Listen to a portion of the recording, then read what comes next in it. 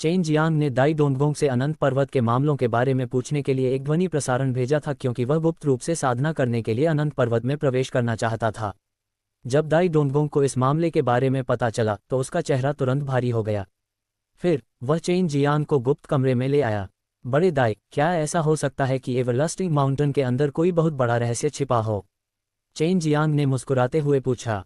वह केवल मजाक कर रहा था, लेकिन दाई डोंगगोंग ने सिर हिला दिया। शांति वास्तव में वास्तविक थी, अनंत पर्वत में वास्तव में एक बड़ा रहस्य था। वह क्या है? चेन जियांग ने भौहें सिकोड़कर पूछा। दाई डोंगगोंग के हाव भाव देखकर उसे पता चल गया कि यह मामला आसान नहीं था। यह मामला सिर्फ लीडर के पास ही भेजा जा सकता है। हमारे अनंत पर्वत स्वर्गीय तारा क्षेत्र के अन्य संप्रदायों से अलग हैं, हमारे अपने मिशन हैं, लेकिन जब मेरी पीढ़ी की बात आती है तो हम ऐसी स्थिति में आ जाते हैं। दाई डोंगगोंग ने एक लंबी सांस ली। अनंत पर्वत के नीचे एक रहस्यमय मार्ग है जिसे पहले ही सील कर दिया गया है। मुझे नहीं पता कि इसे किसने सील किया है, लेकिन मैंने अपने गुरु से पूछा और उन्होंने भी मुझे नहीं बताया। क्या अनंत पर्वत नामक संप्रदाय आपके गुरु द्वारा नहीं बनाया गया है? उनके अलावा ये और कौन होगा? चेन जियांग ने पूछा। वह मुहर बहुत मजबूत है। ये निश्चित रूप से मेरे गुरु द्वारा लिखी गई कोई चीज़ नहीं है। हालांकि मैं कोई गठन गुरु नहीं हूँ, फिर भी मैं बता सकता हूँ, दाई डोंगगोंग ने कहा, लेकिन मुझे लगता है कि यह मरे हुए दिव्य जाति ने किया था। मैंने पहले एल्डर वू से पूछा था, लेकिन उन्हें इसके बारे में पता नहीं था। क्या हमें एल्डर वू को बुलाकर इस बारे में बताना चाहिए? पूछा। दरअसल एवरलास्टिंग माउंटेन के नीचे एक रास्ता था और उसे एक मजबूत सील से बंद कर दिया गया था। दाई डोंगगोंग ने सिर हिलाया, अपना संचार जेड प्रतीक पत्र निकाला और वूजी को एक संदेश भेजा। वूजी जल्दी से भागकर गुप्त कमरे में प्रवेश कर गया। क्या बात है, तुम इतनी जल्दी में क्यों हो? वूजी ने अंदर आते ही पूछा। अनंत पर्वत के तल के बारे में कुछ है? दाई डोंगगोंग ने संक्षेप में वूजी को सच्चाई बताई। ये सोचना कि ऐसी कोई बात है, मैं मरे हुए दिव्य जाति के अधिकांश मामलों के बारे में स्पष्ट हूँ, कोई कारण नहीं है कि मैं ऐसे महत्वपूर्ण मामले को न जानूं। वूजी ने आश्चर्य में कहा। युएर ने अचानक चेन जियांग को संदेश भेजा। जब मैं बहुत छोटी थी तो मैंने अपने दादा और दादी को एक मुहर या ऐसी ही किसी चीज़ के बारे में बात करते हुए सुना था। उन्होंने कहा था कि यह लंबे समय तक नहीं रहेगा और कहा कि मुहर को फिर से मजबूत करने के लिए चारों कुलों को एकजुट होना होगा। क्या ये हो सकता है कि 4 दिव्य जातियों ने यहाँ मुहर लगाई हो? चेन जियांग ने आश्चर्य से कहा। मुझे नहीं पता, मुझे उस सील को देखने की ज़रूरत है, तभी मैं निश्चित हो पाऊंगी, युएर ने कहा। चेन जियांग ने युएर को बताया और वूजी और दाई डोंगगोंग दोनों बहुत आश्चर्यचकित हुए। अगर 4 दिव्य जातियों ने मिलकर इसे सील कर दिया है तो इसके भीतर बहुत बड़ा रहस्य छिपा होना चाहिए। मुझे पता है कि जब मेरे गुरु मेरे पास से गुजरे थे तो उन्होंने मुझे उस अवरोध पर ध्यान देने के लिए कई बार निर्देश दिए थे। अगर कुछ भी गलत हुआ तो मैं अनडेड डिवाइन रेस को ढूंढने जाऊंगा। उन्होंने ये भी कहा कि अगर एक दिन स्टार लॉर्ड डिवाइन दायरे का विनाश होता है तो इसकी शुरुआत एवरलास्टिंग माउंटेन से होगी। दाई डोंगगोंग ने फिर कहा, मैं मरे हुए दिव्य जाति से हूँ, मुझे मत बताओ कि मैं जानने के योग्य नहीं हूँ। वूजी ने कड़वाहट से हंसते हुए कहा, ऐसा लगता है कि मैं केवल अपने मरे हुए दिव्य जाति के बुजुर्ग को खोजने के लिए जा सकता हूँ। बड़े दाई, क्या आपने मुहर में कुछ गड़बड़ देखी? चेन जियांग ने पूछा। नहीं, एवरलास्टिंग माउंटेन छोड़ने से पहले मैं एक बार वहां गया था, लेकिन मुझे कुछ भी असामान्य नहीं मिला। यह अभी भी पहले जैसा ही था, केवल मैं एवरलास्टिंग माउंटेन के नीचे रहस्यमय सीलबंद क्षेत्र में प्रवेश कर सकता था। मैं कभी कभार वहां जाता था। दाई डोंगगोंग ने कहा, आज रात मैं आप सभी को देखने के लिए लाऊंगा। चेन जियांग मूल रूप से साधना करने के लिए अनंत पर्वत पर जाना चाहता था, लेकिन किसने सोचा था कि ऐसी बात घटित होगी। मरे हुए दिव्य जाति में बची एकमात्र बुजुर्ग महिला युएर की दादी थी। ये बुजुर्ग महिला निश्चित रूप से मुहर के बारे में बहुत कुछ जानती थी। रात में चेन जियांग ने अंतरिक्ष की शक्ति का उपयोग करके एक स्थानिक सुरंग खोली और दाई डोंगगोंग और अन्य लोगों के साथ अनंत पर्वत के पास पहुंचे। दाई डोंगगोंग ने चेन जियांग और वूजी को साथ लिया और एक बेहद गुप्त सुरंग से गुजरा। यह एवरलास्टिंग माउंटेन के नीचे जाने का रास्ता था और सिर्फ लीडर को ही पता था कि जब वह एवरलास्टिंग माउंटेन से निकला था तो उसने अपनी जगह से गुजर कर नहीं देखा था, इसलिए सिर्फ उसे ही इन रहस्यों के बारे में पता था। बैंगनी युआन संप्रदाय ने एक आदमी को भेजा और अब जब वह अनंत पर्वत बन गया है तो वह शिष्यों के एक समूह को भी अनंत पर्वत में रखने के लिए लाया है। दाई डोंगगोंग ने हंसते हुए कहा, बैंगनी युआन संप्रदाय के शिष्य भी कमजोर नहीं हैं। वे सोचते हैं कि चूंकि अनंत पर्वत पर बैंगनी युआन संप्रदाय का कब्जा हो गया है, इसलिए अनंत पर्वत को उनकी बात माननी चाहिए। अभी वे दान भगवान संस्थान और बुजुर्ग के आंगन के लोगों से भी ज्यादा अनुचित हैं। उन आंतरिक दरबार के शिष्यों को बहुत कठिन समय से गुजरना पड़ा है। चेन जियांग हंसा। मार्ग के अंत में एक दरवाजा था। दाई डोंगगोंग ने कहा, यह स्थान भी अवरोध का एक हिस्सा माना जा सकता है। मेरे गुरु ने पहले ही कहा था, भले ही वह हो तो भी प्रवेश करना मुश्किल होगा। चेन जियांग ने सिर हिलाया, दरवाज़ा छुआ और फिर अंतरिक्ष की शक्ति का इस्तेमाल किया। वह अंदर टेलीपोर्ट करना चाहता था, लेकिन उसे बहुत मजबूत प्रतिरोध का सामना करना पड़ा। वास्तव में शक्तिशाली अंतरिक्ष को कसकर सील कर दिया गया है। चेन जियांग ने देखने के लिए दाओ हॉटाई का इस्तेमाल किया और गहरी सांस लेने से खुद को रोक नहीं सका। उसके सामने वास्तव में 100 से अधिक जादू थे, परत दर परत, बेहद सरलता और गहराई से व्यवस्थित। दाई डोनगोंग ने एक बहुरंगी मोती निकाला और पत्थर के दरवाजे पर हल्के से दस्तक देने के लिए उसका इस्तेमाल किया। उसने जिस स्थान पर और जितनी बार दस्तक दी वह सब अलग अलग था और उसे यह काम पूरा करने में थोड़ा समय लगा। अंदर जाना बहुत जटिल है। तुम्हारे मन के साथ भी मैं पत्थर के दरवाजे पर दस्तक देने के चरणों को नहीं जानता, लेकिन मैं इसे नहीं खोल सकता। चेन जियांग ने कहा, हाँ, अब हम अंदर जा सकते हैं। दाई डोनगोंग ने धीरे से धक्का दिया और पत्थर का दरवाज़ा खुल गया। खोलने का यह तरीका भी बहुत रहस्यमय था। प्रवेश करने के बाद दाई डोनगोंग ने जल्दी से दरवाज़ा बंद कर दिया और कहा, अभी हम अनंत पर्वत के तल पर हैं, हमारे सामने महान सीलिंग संरचना है। यह एक बहुत ही विशाल भूमिगत दुनिया थी जिसका आकार लगभग 10 चौकों के बराबर था। बीच में एक विशाल गोलाकार मंच था जो आधा मीटर ऊंचा था और उस पर सभी प्रकार के रंगीन बादल थे जो ऊपर सील किए गए आत्मा के दाने से उत्सर्जित होते थे। जैसे ही वह निकट पहुंचा, वुजी, जो गठन तकनीकों में कुशल था, तुरंत चिल्लाया, ये वास्तव में ये सील है, ये बहुत भयानक है। बड़े वो, ये किस तरह की मुहर है? आप इसे जानते हैं? दाई डोनगोंग ने जल्दी से पूछा। मैंने अपने कबीले की प्राचीन पुस्तकों में एक सरल वर्णन पढ़ा है। ये लगभग इसी जैसा है। वुजी ने कहा, यह मुहर हमारे 4 कबीलों द्वारा स्थापित नहीं की गई थी, बल्कि पृथ्वी की मूल दिव्य आत्मा द्वारा स्थापित की गई थी। पृथ्वी की मूल दिव्य आत्मा। चेन जियांग इस पृथ्वी की मूल दिव्य आत्मा से अपरिचित नहीं था। ये सिर्फ एक आदमी था जिसने हर जगह सांसारिक जानवरों को पाला था। यह एक अत्यंत रहस्यमय और असाधारण अस्तित्व था। यह मुहर कोई मामूली बात नहीं है, इसके नीचे कोई शक्तिशाली वस्तु सील होनी चाहिए। हो सकता है कि 4 दिव्य जातियों का मिशन इस मुहर की रक्षा करना और इसे नियमित रूप से मजबूत करना हो ताकि मुहर की शक्ति कमजोर न हो।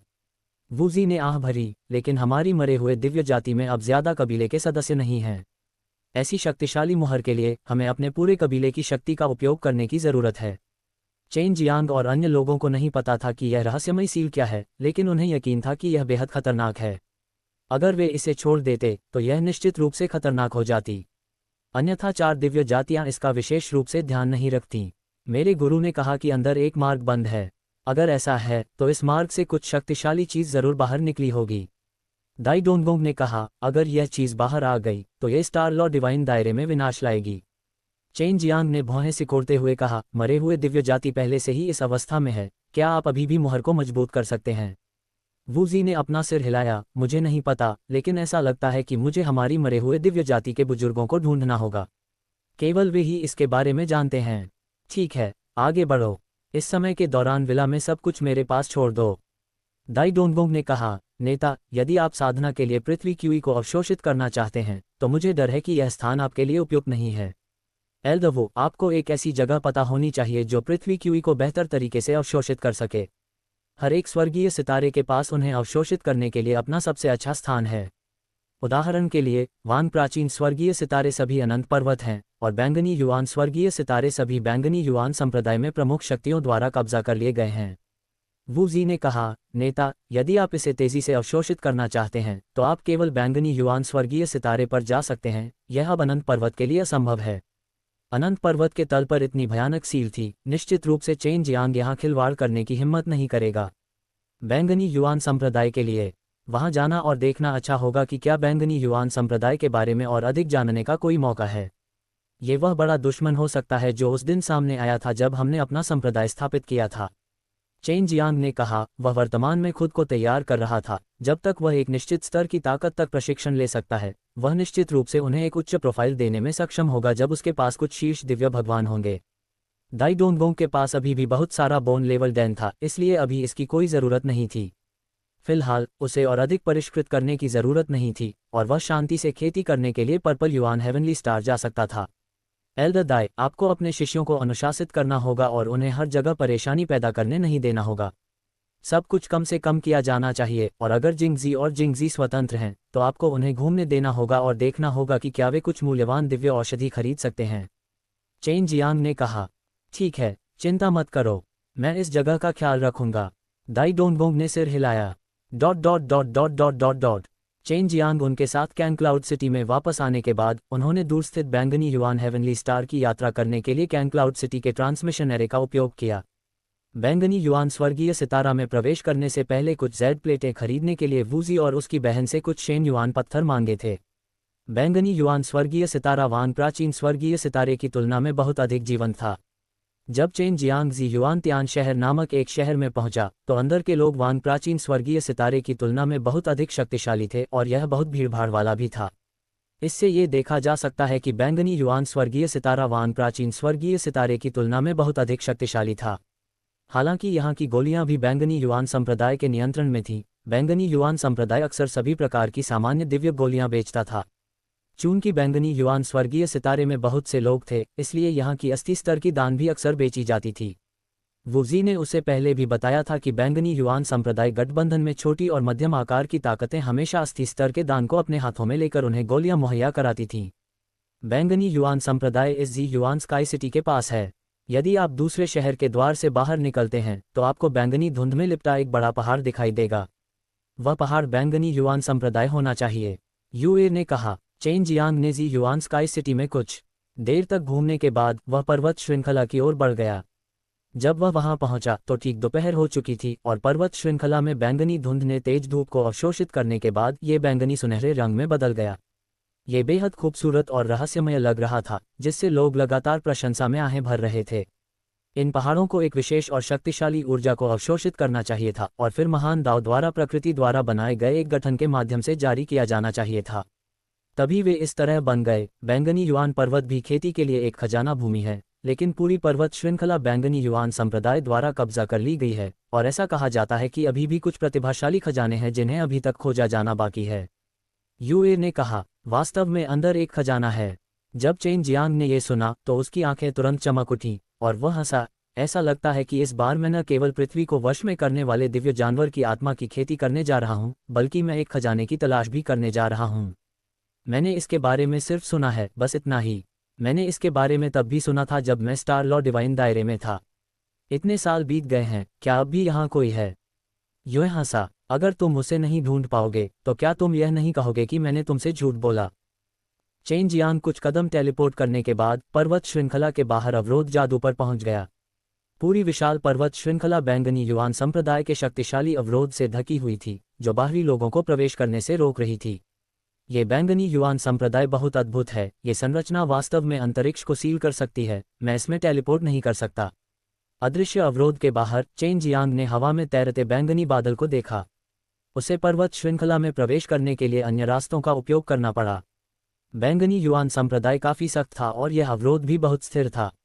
ये देखा जा सकता है कि बैंगनी युआन संप्रदाय के पास एक बहुत ही ठोस आधार था जिसने उन्हें इस तरह के एक शक्तिशाली गठन की स्थापना करने का एक ग्रैंड मास्टर दिया। ये शक्तियां अभी भी बहुत शक्तिशाली हैं, अन्यथा वे मरे हुए दिव्य जाति को नष्ट करने में सक्षम नहीं होंगे, यूए ने कहा। आपको इस बैंगनी युआन संप्रदाय को कम नहीं आंकना चाहिए। यदि पूरी दिव्य ड्रैगन जाति उसके साथ लड़ती है तो यह निश्चित नहीं है कि कौन जीतेगा। हालांकि मैं मनुष्य नहीं हूं, लेकिन मुझे ये कहना होगा कि जब मनुष्य साधना के अंतिम चरण में पहुंचेंगे तो मैं हम देव जाति के जानवरों से कहीं अधिक शक्तिशाली हो जाऊंगा। मनुष्य कमजोर पैदा हुए थे और हम देव जाति और पशु जन्म लेते ही बहुत शक्तिशाली थे, इसलिए हमारे लिए साधना में आगे बढ़ना अपेक्षाकृत आसान है। और हर बार जब हम सफलता प्राप्त करते हैं तो शक्ति में प्रत्येक वृद्धि के लिए हमें पहले से कहीं अधिक कठिन परिश्रम करना पड़ता है। इसलिए जब हम परम दिव्य भगवान के बाद के चरण में पहुंचते हैं तो मनुष्यों द्वारा प्रदर्शित शक्ति अत्यंत भयावह होती है। मनुष्यों को खेती करने में बहुत कठिनाई होती थी, जिससे वे बहुत शक्तिशाली हो जाते थे। इसके अलावा वहाँ बहुत सारे मनुष्य और बहुत सारे शक्तिशाली योद्धा थे। वे देवताओं या जानवरों की तरह कम नहीं थे। मनुष्यों को शक्तिशाली बनाने के लिए उनके पास सभी प्रकार के तरीके थे और सबसे शक्तिशाली तरीका था गोलियों को परिष्कृत करना। देव जाति महान शक्ति के साथ पैदा हुई थी और उनकी साधना की गति बहुत तेज थी, इसलिए इस पहलू की कोई आवश्यकता नहीं थी। मनुष्य अलग थे, इसलिए उन्हें गोलियों को परिष्कृत करने के लिए मजबूर होना पड़ा। खेल के बाद के चरणों में देव जाति कमजोर हो जाएगी, लेकिन जो मनुष्य कदम दर कदम आगे बढ़ेंगे वे बहुत डरावने हो जाएंगे और पागल मनुष्य और भी ज्यादा डरावने हो जाएंगे। उदाहरण के लिए सर्वोच्च दिव्य भगवान जो हमेशा के लिए जीना चाहते थे, उन्हें खत्म कर दिया। चेन जियांग को जी युआन पर्वत श्रृंखला में टेलीपोर्ट करने की जरूरत नहीं थी, वह केवल मुख्य प्रवेश द्वार से ही अंदर जा सकता था। जब वह मुख्य प्रवेश द्वार पर पहुंचा तो वहां एक बहुत बड़ा चौक था और बहुत से लोग वहां चीजें बेच रहे थे। चेन जियांग वहां जाकर एक सामान खरीदना चाहता था, लेकिन कौन जानता था कि जब वह वहां जाएगा तो देखेगा कि दुकानें लगाने वाले सभी लोग अपनी दुकानें समेट चुके थे। क्या हो रहा है? मैं जब से यहाँ आया हूँ तब से ऐसा ही हूँ। क्या ऐसा हो सकता है कि मेरे चेहरे पर कीटों का देवता लिखा हो? चेन जियांग ने जोर से हंसते हुए कहा। चेन जियांग ने देखा कि लोग अपनी दुकान समेट कर चले गए हैं, लेकिन वे नहीं गए। चेन जियांग को पता था कि कुछ हुआ होगा, वे तमाशा देखने के लिए यहीं रुके होंगे। वह इधर उधर पूछने के लिए गया और पता चला कि पर्पल युआन संप्रदाय की नई नेता बेटी का दूल्हा खोज प्रतियोगिता में मैच होने वाला था। इन सभी लोगों के सामान समेटने के बाद पर्पल युआन संप्रदाय के लोग तुरंत ही प्रतियोगिता रिंग बनाने के लिए बाहर आ गए।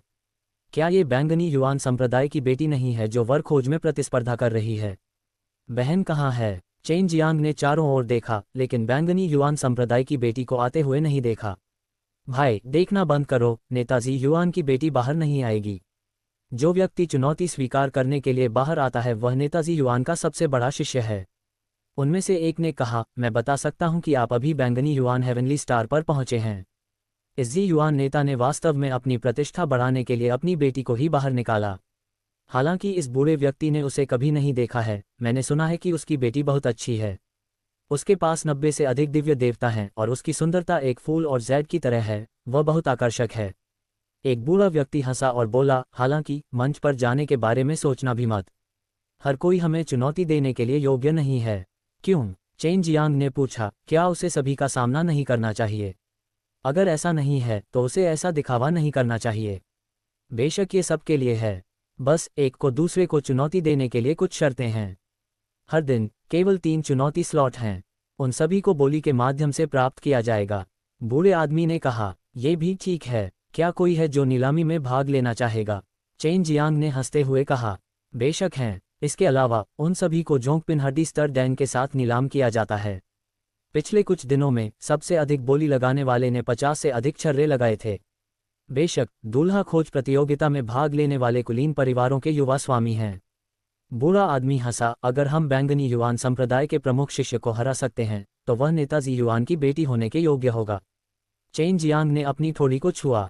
वह वही था जिसने पूर्व जी युआन नेता को मारा था। कमजोर वह नहीं था जिसने पुराने नेता को मारा था। नए नेता को मंच पर आने की क्या जरूरत थी?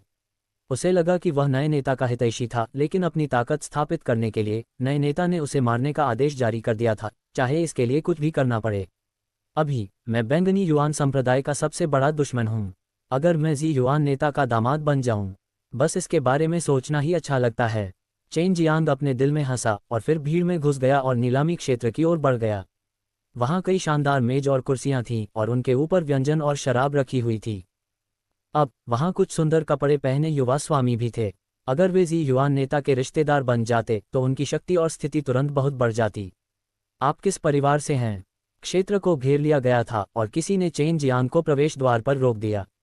मैं किसी परिवार से नहीं हूं। आपके पास इसमें भाग लेने के लिए किसी संप्रदाय या परिवार को रखने के बारे में कोई नियम नहीं है।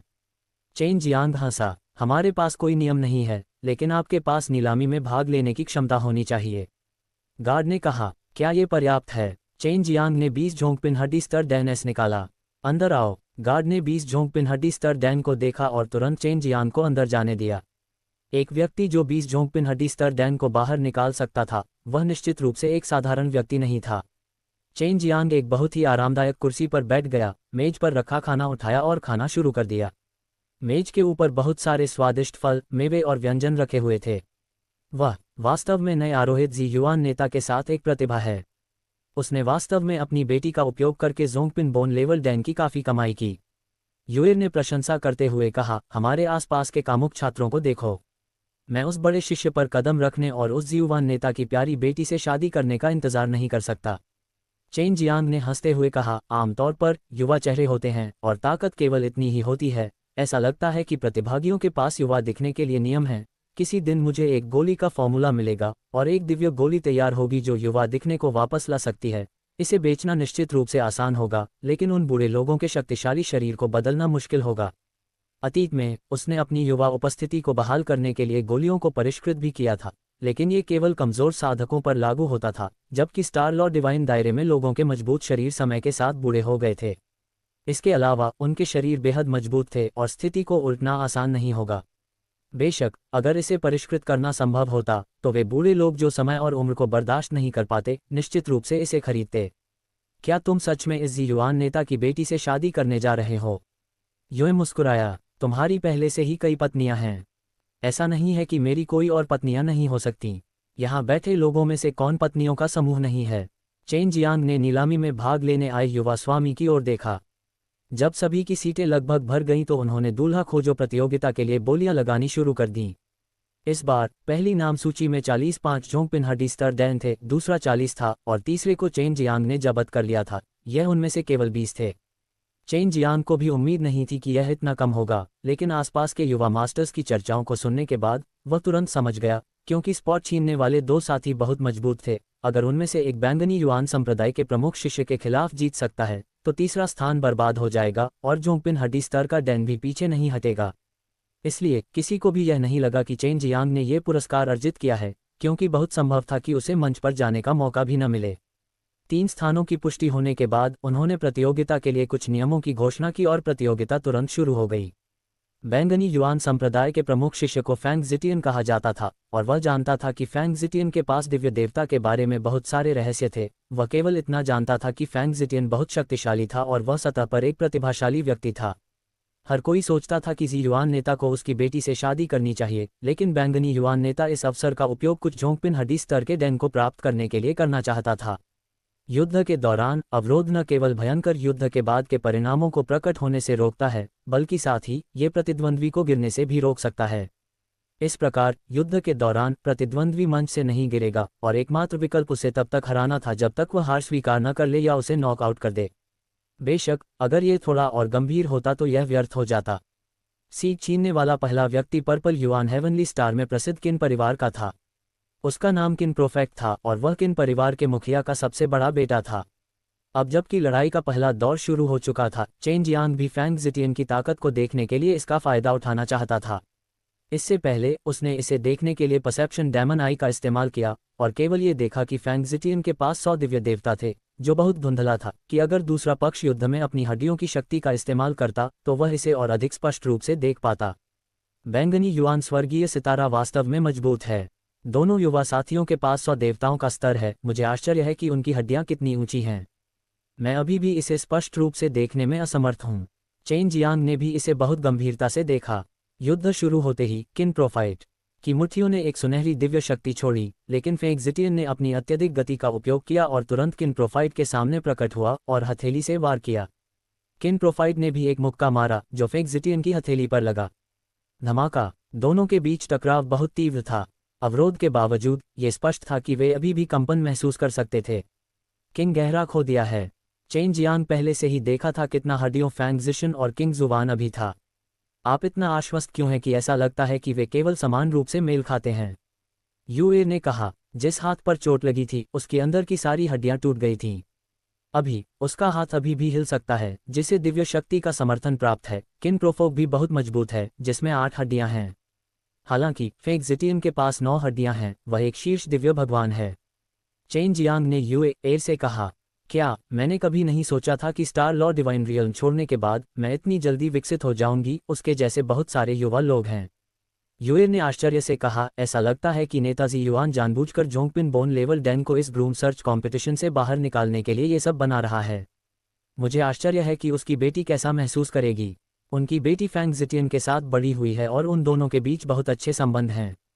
ये बहुत संभावना है कि वह भविष्य में फैंग जिटियन से शादी करेंगे। नेताजी युआन वास्तव में पापी है। चेन जियांग हंसा, तो क्या आपको फैंग जिटियन को हराने का भरोसा है? अगर आप जीत गए तो क्या वे अपनी बात से मुकर नहीं जाएंगे? यूए ने पूछा। मुझे नहीं पता। संक्षेप में, मैं जीत गया हूँ। जी युआन नेता की बेटी मेरी औरत है। अगर वह अपनी बात से मुकर गई तो मैं उसे जेल में डाल दूंगा। चेन जियांग हंसा। यद्यपि किन प्रोफोर्ट की एक भुजा अपंग हो गई थी, फिर भी उसने इतने लंबे समय तक खुद को सहारा देने के लिए अपनी दिव्य शक्ति का उपयोग किया था, जिसे पहले से ही बुरा नहीं माना जाता था। इससे चेन जियांग को यह समझने में मदद मिली कि बैंगनी युआन स्वर्गीय तारे की छोटी और मध्यम आकार की ताकतें कितनी मजबूत थीं। एक कुलपति के बेटे के इतने शक्तिशाली होने के लिए कुलपति को शीर्ष दिव्य भगवान होना चाहिए। मैं हार गया हूँ। किन क्रोफोर्ड ने अचानक कहा। उसका माथा पसीने से भरा हुआ था, उसकी हड्डियां कई जगहों पर टूट गई थीं और उसके सभी आंतरिक अंग घायल हो गए थे, लेकिन वह बस डटा रहा और उसने खून की उल्टी नहीं की और न ही चिल्लाया। यही कारण था कि दूसरों को स्थिति के बारे में पता नहीं चला। हालांकि चेन जियांग जानता था कि वह अपनी दाव हौटाई के माध्यम से काफी कुछ देख सकता था। फैंग जिटियन के शरीर पर जरा सी भी चोट नहीं थी और उसके और किन प्रोफेसर के बीच अभी जो लड़ाई हुई थी वह सिर्फ एक वार्म अप थी। हालांकि वह किन प्रोफेसर की तुलना में सिर्फ एक बोन्स ही देख पाया था, लेकिन उसकी ताकत वास्तव में बहुत ज्यादा थी। किन प्रोग्रेसिव को पहले से ही पता था कि फैंग जिटियन सर्वोच्च दिव्य भगवान था। यही वजह थी कि उसने इतनी निर्णायक रूप से हार मान ली। अन्यथा अगर वे लड़ते रहे तो वह और भी अधिक हार जाएगा। अब ये दूसरी बार था जब वह मंच पर आया। इस बार वह एक मजबूत संप्रदाय के नेता का बेटा था जिसका नाम वेई झानकिंग था, जो 100 देवताओं के स्तर का भी था। आखिरकार उसने व्यक्तिगत रूप से देखा था कि किन प्रोग्रेसिव कैसे हार गया और उसे लगा कि उसकी ताकत किन प्रोग्रेसिव जितनी ही थी। यहाँ तक कि जब किन प्रोग्रेसिव हार गया तो दूसरे पक्ष ने अपनी असली ताकत नहीं दिखाई। किन डेप्थ ने मंच से नीचे उतरकर कुछ दिव्य छर्रे खाए, लेकिन वह वहां से नहीं गया। वह बैठ गया और युद्ध को देखता रहा। एक तरफ वह अपनी चोटों को ठीक करने के लिए दिव्य छर्रों को पचाना चाहता था और साथ ही वह ये भी देखना चाहता था कि वेई यांजी कितनी ताकतवर है।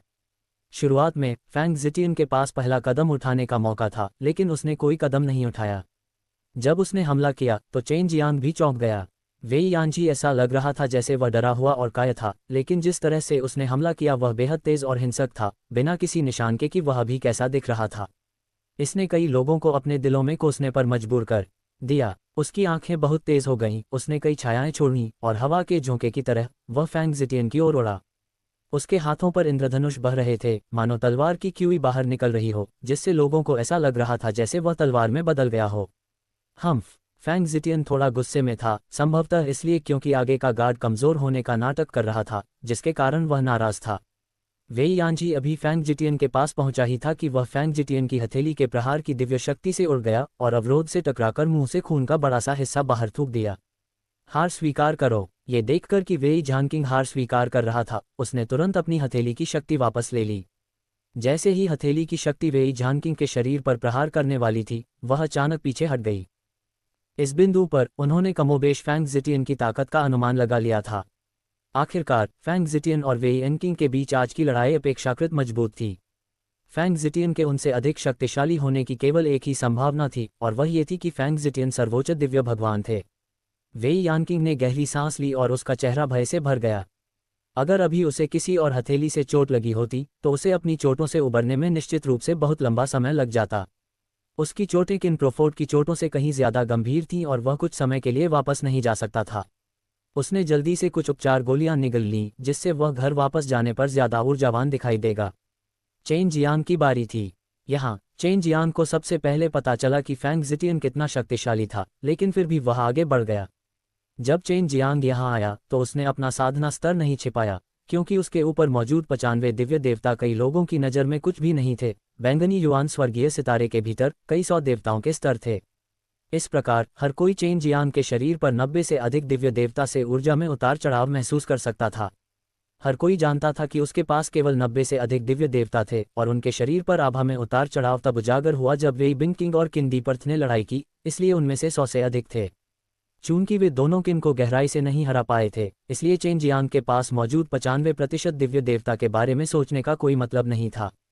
सभी को बस यही लगा कि चूंकि चेन जियांग ने जोंगपिन बोन लेवल 10 के साथ स्थान जीता था, इसलिए उसे हार जाने पर भी ऊपर जाकर प्रयास करना होगा। बेशक चेन जियांग कोई नाम मात्र का व्यक्ति नहीं था, और जो लोग अभी प्रतियोगिता में भाग ले रहे थे वे सभी कमोबेश प्रसिद्ध थे। एकमात्र चीज जिसके बारे में उन्होंने कभी नहीं सुना था वह था चेन जियांग। आप कौन हैं? फैंग जिटियन ने पूछा, क्योंकि उसने नीचे सभी युवा स्वामी को पहचान लिया था, लेकिन ये चेन जियांग अपरिचित लग रहा था। मैं 9 स्वर्ग स्कूल से यूनफी हूँ, चेन जियांग ने हल्के स्वर में कहा। 9 हेवन स्कूल, तुम कहाँ हो? फैंग जिटियन ने पूछा। उनकी राय में एक शक्ति जो 20 जोंगपिन हड्डी स्तर डैन को बाहर निकाल सकती थी, निश्चित रूप से सरल नहीं थी। अभी बहुत दूर पृथ्वी स्तर के सितारों पर यह सिर्फ एक छोटा सा संप्रदाय है। चेन जियांग ने हंसते हुए कहा, यह सामान्य बात है कि आपने इसके बारे में नहीं सुना होगा। इस समय चेन जियांग भी थोड़ा दबाव में था, क्योंकि वह लड़ाई के दौरान स्वर्गीय जादुई तलवारों का उपयोग नहीं कर सकता था। इससे उसकी ताकत बहुत कमजोर हो जाती, और उसने पहले भी इन दो चीज़ों का इस्तेमाल करके कई ताकतवर लोगों की जान आसानी से छीन ली थी। अध्याय 2325 अग्नि स्वर्ग और बर्फ भूमि। जब फैंग जिटियन ने देखा कि चेन जियांग के पास केवल 90 से ज्यादा दिव्य देवता हैं तो उसे बहुत ज्यादा राहत महसूस हुई। उसने एक दिन में केवल 3 मैच लड़े थे और वह पहले से ही जोंगपिन बोन लेवल डैन की काफ़ी कमाई कर सकता था। उसे बहुत संतुष्टि महसूस हुई। चेन जियांग ने फैंग जिटियन की आंखों में देखा। अपनी आंखों में हड्डियों की विशेष शक्ति का उपयोग करते हुए वह देख सकता था कि फैंग जिटियन के दिव्य ज्ञान सागर के बीच बर्फ और बर्फ की एक बैंगनी रंग की भूमि थी। फायर हेवन आइस, यह आदमी फायर और आइस गॉड पावर की खेती करता है और उसने गॉड पावर को एक विचित्र और शक्तिशाली बैंगनी ऊर्जा युक्त बनाने के लिए बैंगनी युआन संप्रदाय की शक्ति तकनीक का भी उपयोग किया। चेन जियांग को चुपके से आश्चर्य हुआ, ये फैंग जिटियन बिल्कुल भी कमजोर नहीं था। फैंग जिटियन भी नया मुख्य शिष्य था। उसका गुरु अभी अभी एक नया बैंगनी युआन संप्रदाय बना था और वह तुरंत मुख्य शिष्य को चुनौती देने गया। मुख्य शिष्य बनने से पहले वह काफ़ी प्रसिद्ध भी थे। बस उन युवा गुरुओं को यह नहीं पता था कि उन्होंने अपने कौशल को इतनी गहराई से छिपा रखा था और वास्तव में उनके पास शीर्ष दिव्य भगवान का साधना स्तर था। चेन जियांग के पास वर्तमान में केवल 95 दिव्य देवता थे, जो प्रतिद्वंद्वी की तुलना में थोड़ा कम था, लेकिन उसकी हड्डियां वास्तव में 16 थीं, इसलिए उसे लगा कि वह निश्चित रूप से प्रतिद्वंद्वी से कमजोर नहीं होगा। उसके पास प्रतिद्वंद्वी की तुलना में 7 हड्डियां अधिक थीं और उसने पहले केवल अपने नंगे हाथों से पीक दिव्य भगवान के खिलाफ लड़ाई लड़ी थी। इसलिए यह अपनी ताकत देखने का एक अच्छा अवसर था। शुरू करो, मंच के नीचे खड़ा एक अधेड़ उम्र का आदमी चिल्लाया। चेन जियांग ने बहुत पहले ही अपनी दिव्य शक्ति जमा कर ली थी, इसलिए उसने तुरंत हमला कर दिया। उसने किसी भी स्थानिक ऊर्जा का उपयोग नहीं किया, बल्कि अजीब सिकुड़ते कदम का इस्तेमाल किया। मंच बड़ा नहीं था और सिकुड़ते कदम का उपयोग करके उन्हें टेलीपोर्ट करने की अनुमति दी गई। उसकी भयानक गति को देखकर हर कोई हैरान होने से खुद को रोक नहीं सका। उन्होंने शुरू में सोचा था कि चेन जियांग शुरू से ही हार जाएगा, लेकिन उन्होंने कभी उम्मीद नहीं की थी कि चेन जियांग कमजोर भी नहीं होगा। फैंग जिटियन ने मूल रूप से चेन जियांग को पहले हमला करने देने की योजना बनाई थी जबकि वह खुद हिट ले रहा था, लेकिन जब उसने चेन जियांग की गति देखी तो वह मदद नहीं कर सका और चुपके से आश्चर्यचकित हो गया। वह भी जल्दी से आगे बढ़ गया और महसूस किया कि चेन जियांग उसके लिए एक खतरा था। ये सब बहुत ही कम समय में हुआ, इसलिए ऐसा लग रहा था जैसे 2 लोग एक ही समय पर चल रहे हों। उसकी हथेली बैंगनी ऊर्जा से भर गई और उसकी हथेली के केंद्र में बैंगनी प्रकाश की एक गेंद दिखाई दी। एक पल के लिए विस्फोटक रूप से चमकने के बाद वह चेन जियांग के सामने प्रकट हुआ। ये बर्फ है, झुलसाने वाला सूर्य स्वर्गीय हाथी। चेन जियांग ने महसूस किया कि एक ठंडी ऊर्जा उसके पास आ रही है। उसके शरीर ने जितनी जल्दी हो सके स्वर्गीय आत्मा कुंफू को प्रसारित करना शुरू कर दिया। झुलसाने वाले सूर्य स्वर्गीय हाथी को मुक्त कर दिया, जिससे उसका शरीर आग से चमक उठा और बहुत गर्म हो गया। फैंग जिटियन द्वारा छोड़ी गई बैंगनी ठंडी हवा की गेंद चेन जियांग से नहीं टकराए। हालांकि चेन जियांग ने झुलसाने वाले सूर्य स्वर्गीय हाथी का इस्तेमाल किया था, फिर भी उसने सिकुड़ते कदम पर कदम रखा और इससे बचने की पूरी कोशिश की। हालांकि चेन जियांग ने इसे चकमा दिया, लेकिन फिर भी उसका हाथ बैंगनी रोशनी की गेंद से छू गया। उसने पहले ही झुलसाने वाले सूर्य स्वर्गीय हाथी का इस्तेमाल किया था, लेकिन जब बैंगनी ऊर्जा उसके पास से गुजरी तो उसे अभी भी हड्डियों को कंपा देने वाली ठंड महसूस हुई। यह आदमी निश्चित रूप से 1 या 2 दिन के लिए शीर्ष दिव्य भगवान नहीं बन गया है। वह पहले से ही बहुत लंबे समय से शीर्ष दिव्य भगवान बन गया है। चेन जियांग हैरान था। दूसरे पक्ष की बर्फ भगवान शक्ति उसी समय उसके शरीर में दिव्य देवता से परिवर्तित हो गई थी, और जब ईश्वर की शक्ति दिव्य इंद्रिय सागर से बाहर निकली तो यह आसानी से और जल्दी से इस तरह की भयानक बर्फीली ठंडी शक्ति में बदल गई। पीक डिवाइन लॉर्ड के दायरे में प्रवेश करने के बाद इसे बढ़ाना मुश्किल था, और इसे बढ़ाने का एकमात्र तरीका दिव्य सैंस सागर के अंदर की शक्ति को शुद्ध करना जारी रखना था।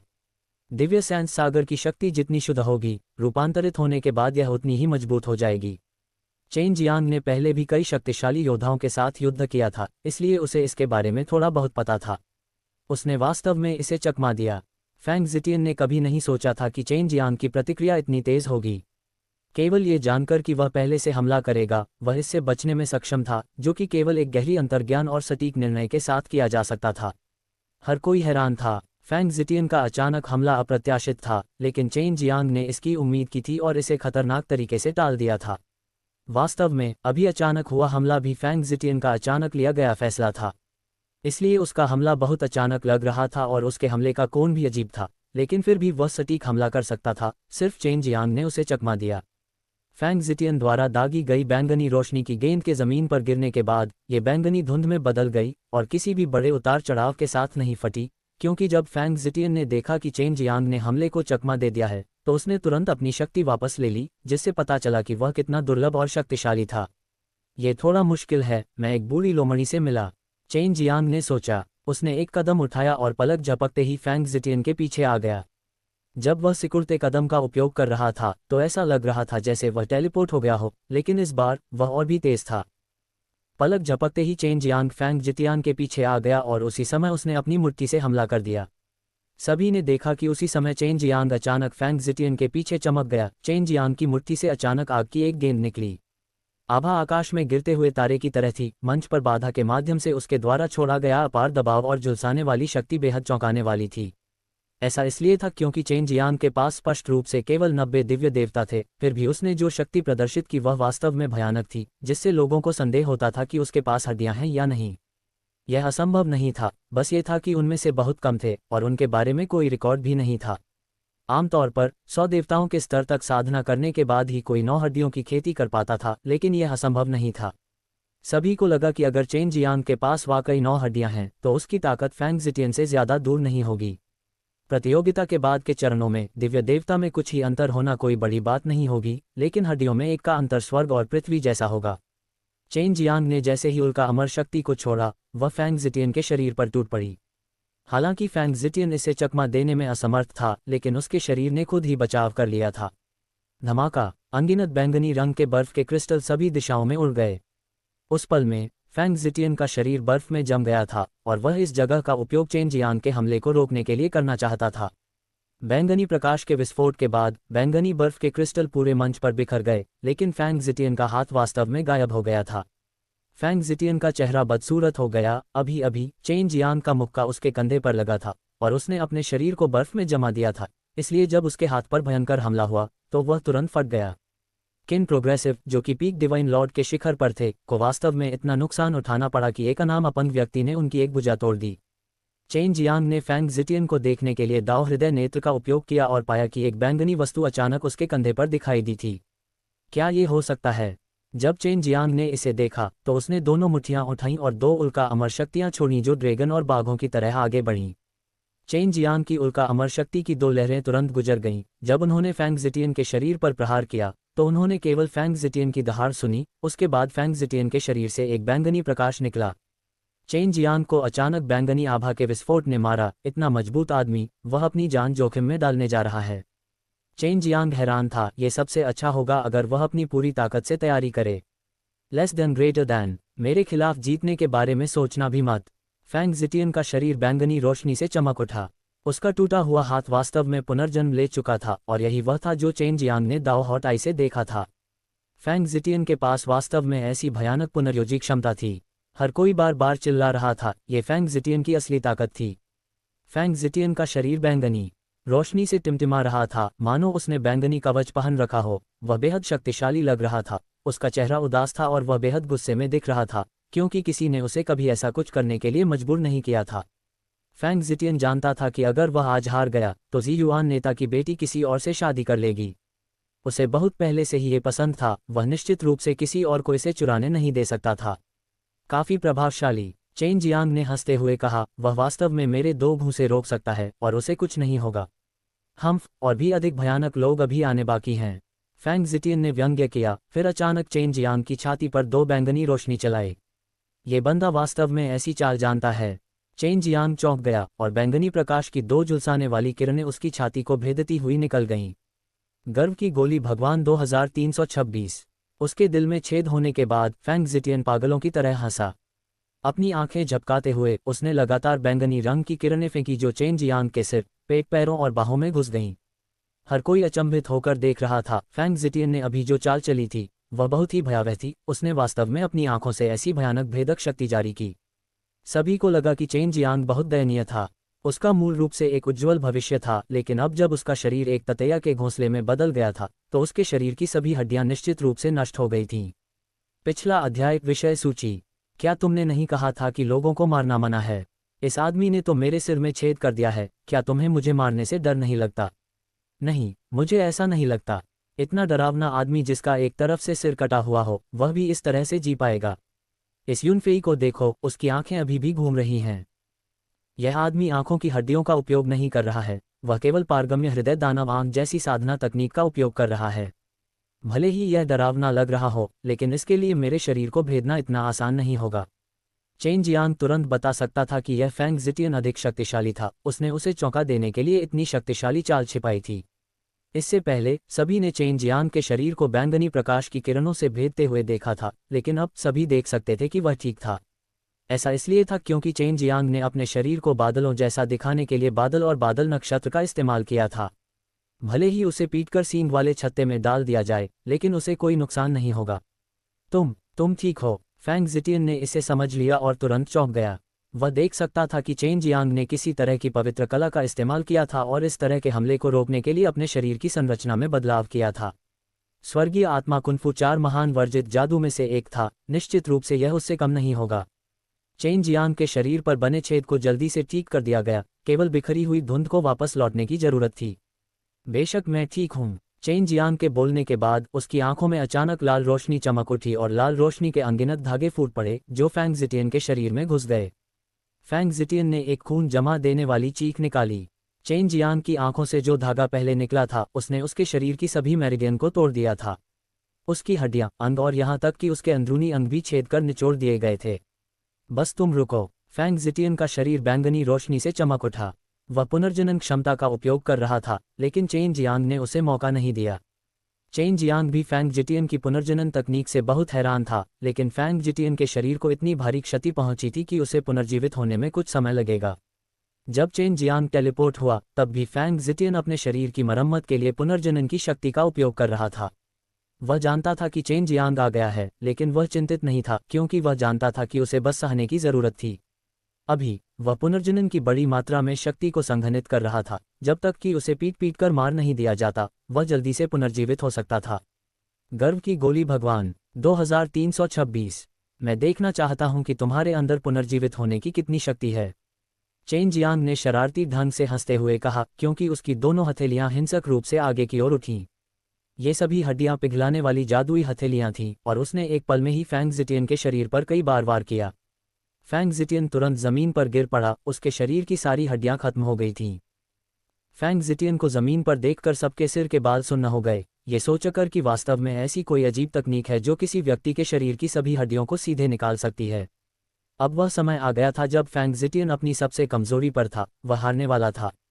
लेकिन क्योंकि नियम हत्या करने की मनाही करते हैं, उसे लगा कि जब तक वह हार नहीं मान लेता, चेन जियांग उसका कुछ नहीं बिगाड़ पाएगा। जब तक वह अपने पास जमा पुनर्जनन की शक्ति को बाहर निकालता रहेगा, वह ठीक हो सकता है। मैं तुम्हें कोई मौका नहीं दूंगा, चेन जियांग ने उदासीनता से कहा। फिर उसने फैंग जिटियन की आंखों में देखा और उनमें मौजूद हड्डियों का उपयोग शक्ति जमा करने के लिए किया और फैंग जिटियन के दिव्य ज्ञान सागर में घुसपैठ की। हमला निराकार था, कोई भी नहीं देख सकता था। यह एक अत्यंत भयानक दिव्य ज्ञान सागर हमला था। क्योंकि चेन जियांग की आंखों में हड्डियां थीं, वह एक बहुत ही अजीब शक्ति जमा कर सकता था। जब तक वह किसी के सबसे अधिक आराम में होता, वह इस शक्ति का उपयोग किसी और के दिव्य ज्ञान सागर पर हमला करने के लिए कर सकता था। फैंग जिटियन चिल्लाया और बेहोश हो गया। चेन जियांग ने भी उसे कुछ नहीं किया, उसने केवल दिव्य इंद्रिय सागर के अंदर दिव्य आत्मा पर हमला किया था, जिससे वह अस्थायी रूप से बेहोश हो गया था। मैंने उसे हरा दिया, मैं जीत गया, चेन जियांग ने प्रतियोगिता के प्रभारी वरिष्ठ व्यक्ति से कहा। बैंगनी युआन संप्रदाय के कई बुजुर्ग मंच पर चले आए। चाहे उन्होंने कितनी भी कोशिश की, वे फैंग जिटियन को जगा नहीं पाए। चिल्लाना बंद करो, अगर वह जाग भी गया तो मैं उसे फिर से लिटा सकता हूँ। चेन जियांग हंसा, तुम्हारा बैंगनी युआन संप्रदाय अपनी बात से पीछे नहीं हटेगा। मैं इस आदमी को हरा दूंगा और जल्दी से बैंगनी युआन संप्रदाय की बेटी की शादी मुझसे करवा दूंगा। भले ही पर्पल युआन संप्रदाय अपने शब्दों से पीछे हट जाए, लेकिन वह कुछ नहीं कर सकता था। अभी उसे बस ये देखना था कि क्या पर्पल युआन संप्रदाय उसकी प्रतिष्ठा की परवाह करेगा। अगर वह काफी मोटी चमड़ी वाला था, अपनी ताकत से वह चेन जियांग को भगा सकता था और इसके बारे में कुछ नहीं किया जा सकता था। हालांकि उसकी प्रतिष्ठा निश्चित रूप से बहुत प्रभावित होगी, क्योंकि कई युवा मास्टर्स थे जिन्होंने चुनौती में भाग लेने के लिए कई बोन लेवल डैन का इस्तेमाल किया था। अगर उन्हें पता होता कि जीतने पर भी वे नेताजी युआन की बेटी से शादी नहीं कर पाएंगे, तो वे निश्चित रूप से अपने दिल में बेहद दुखी होते। मूल रूप से बैंगनी युआन संप्रदाय ने सोचा था कि ये दूल्हा खोज प्रतियोगिता एक मूर्खतापूर्ण खेल होगा, क्योंकि फैंग जिटियन बहुत मजबूत था। न केवल शीर्ष दिव्य भगवान, बल्कि उसके पास कई शक्तिशाली कौशल भी थे। लेकिन अब वे वास्तव में चेन जियांग से हार गए थे। इस तरह की दुर्घटना कुछ ऐसी थी जिसकी उन्होंने पहले कभी उम्मीद नहीं की थी। यह युवा गुरु, आपको पहले हमारे बैंगनी युआन संप्रदाय में जाकर आराम करना चाहिए। हमने नेता को भी सूचित कर दिया है और वह बहुत जल्द इस मामले की देखभाल करने के लिए आएंगे। बुजुर्ग भी अचंभित थे, इस तरह की दुर्घटना नहीं होनी चाहिए थी। घर दुनिया को चुनौती देने वाला दान भगवान अध्याय 2327। दुनिया को चुनौती देने वाला दान भगवान अध्याय 2327। पिछला अध्याय। अगला अध्याय। खेलायतन 000 त्रिविधपूर्ण स्क्रीन। चेन जियान को बैंगनी युआन संप्रदाय में लाया गया था और इस समय उसने मैदान के अंदर का निरीक्षण करना भी शुरू कर दिया था। यहाँ आने का उसका लक्ष्य एक जमीन को दबाने वाले अमर हाथी की आत्मा की खेती करना था।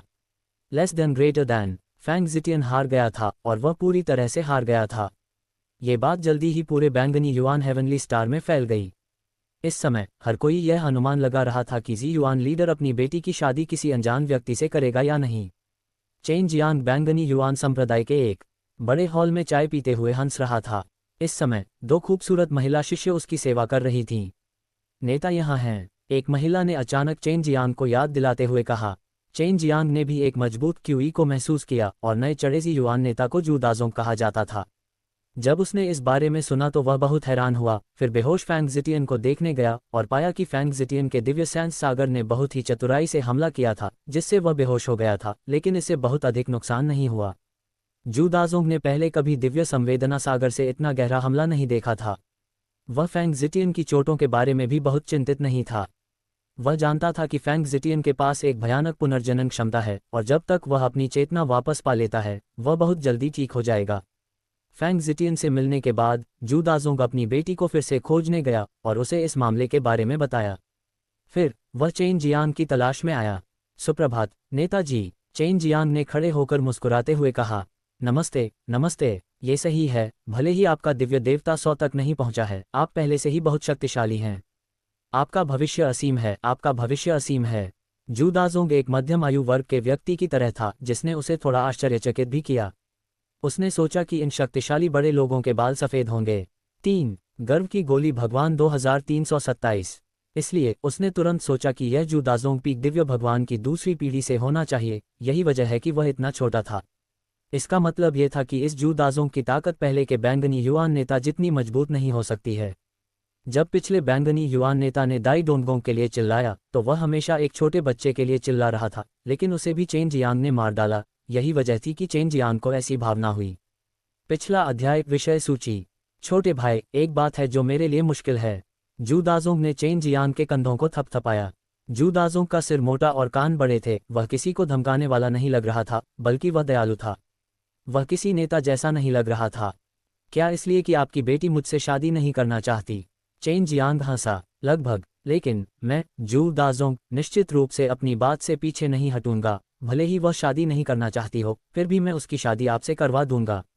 जू दाजोंग हंसा। चेन जियांग की भौहें झपक गईं। जू दाजोंग की बातें सुनकर उसे लगा कि उसकी बेटी शायद इतनी अच्छी नहीं है या उसमें कोई और दोष हो सकता है। हा, जू दाजोंग हंसा। नौजवान, तुम किस बात से डर रहे हो? क्या तुम्हें चिंता है कि मेरी बेटी एक राक्षस है? तुम इतनी आसानी से मान गए, मैं वाकई चिंतित हूँ। चेन जियांग ने हंसते हुए कहा। चेन जियांग से बात करना इतना आसान था कि चेन जियांग थोड़ा हैरान हुआ। आपको डरने की ज़रूरत नहीं है। आप जानते हैं कि वह बदमाश फैंग जिटियन भी बुरा नहीं है, वह वास्तव में मेरी बेटी को पसंद करता है। जू दाजोंग ने अपनी आवाज़ कम की और कहा, हालांकि अगर आप उसे हरा सकते हैं तो मेरी बेटी आपकी होगी। चेन जियांग ने अपनी थोड़ी रगड़ते हुए कहा, मुझे लगता है कि आपके पिता अविश्वसनीय हैं, आप अपनी बेटी के साथ ऐसा सौदा कैसे कर सकते हैं? जू दाजोंग ने आह भरी, ये वह नहीं है जो मैं चाहता था। वास्तव में यह मेरी बेटी की इच्छा थी। वह चाहती थी कि Fang Jitian Star Lord Divine Realm के सभी नायकों को चुनौती दे और अगर वह हार नहीं सकता तो वह फैंग जिटियन से शादी कर लेगी। अगर कोई फैंग जिटियन के अनुरोध पर सहमत हो जाता है तो वह उससे शादी कर लेगी। मैं बस थोड़ी सी मछली पकड़ रहा था। तो फिर हम किस बात का इंतजार कर रहे हैं? अपनी बेटी को बुलाओ, वह मेरी है। चेन जियांग ने हंसते हुए कहा। लेकिन अब वह अपनी बात से मुकर गई है। अगर तुम 10 या 20 साल से ज़्यादा इंतज़ार करोगी तो मैं तुम्हें एक और बेटी दूंगा, तो मैं अपना वादा नहीं तोड़ूंगा। जू दाजोंग के शब्दों ने उसे चौंका दिया। चेन जियांग कुछ देर के लिए स्तब्ध रह गया, फिर बोला, नहीं, मुझे अभी यही चाहिए। क्या कोई और रास्ता नहीं है? जू दाजोंग ने अपना सिर हिलाया और आह भरी, नहीं, मुझे नहीं पता था कि वह उस समय ऐसा कह रही थी, और फैंग जिटियन। और मैंने इसे गंभीरता से लिया, मुझे इस लड़की ने धोखा दिया था। छोटे भाई, बस मुझसे वादा करो कि मैं कड़ी मेहनत करूंगा और उनमें से 2 को जन्म दूंगा। मैं गारंटी देता हूं कि वे मेरी बेटियां होंगी। मैं नहीं चाहता कि मेरी प्रतिष्ठा बर्बाद हो। गर्व की गोली भगवान 2327। फैंग जिटियन जैसी महिला सरल नहीं है। मैं उसे लेने जा रहा हूं। चेन जियांग ने कोई रियायत नहीं दी। जू दाजोंग ने कुछ देर सोचा, फिर कहा, अभी भी एक रास्ता है। आपने पहले ही कहा था, जिस महिला पर फैंग जिटियन की नज़र है, वह निश्चित रूप से एक साधारण महिला नहीं है। फैंग जिटियन का पालन पोषण मैंने किया था, इसलिए मेरी बेटी भी कमज़ोर नहीं है। यदि आप उसे हरा सकते हैं तो शायद वह आपका अनुसरण करेगी। मैं उससे फिर से बात करूंगा। जू दाजोंग ने एक शांत आह भरी और चाय पीने बैठ गया। उसने कभी नहीं सोचा था कि नया नया बैंगनी युवान नेता वास्तव में इतना अद्भुत होगा। अरे, यह मत भूलो कि तुम यहाँ क्या कर रहे हो। क्या तुम सचमुच उस आदमी की बेटी को ले जाने के लिए दृढ़ संकल्प हो? यूर हंसा। बेशक, मैंने 20 दिव्य देवता खर्च किए और यहाँ तक कि दिन के उजाले में फैंग जिटियन को भी हराया। तो जू दाजोंग की बेटी मेरी है। भले ही मुझे बैंगनी युआन संप्रदाय को समतल करना पड़े, मैं उसे ले आऊंगा। ये सिद्धांत का मामला है।